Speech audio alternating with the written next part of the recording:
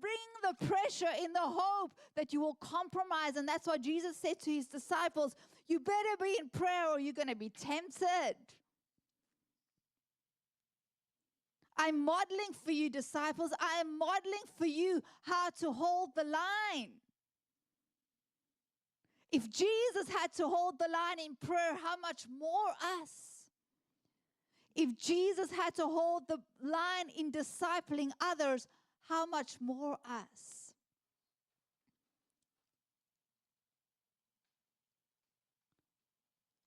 God is calling us, just like he did Jesus, to obedience.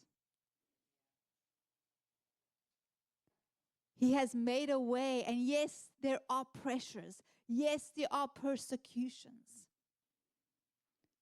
Yes, it is not easy, but he has modeled for us how to hold the line.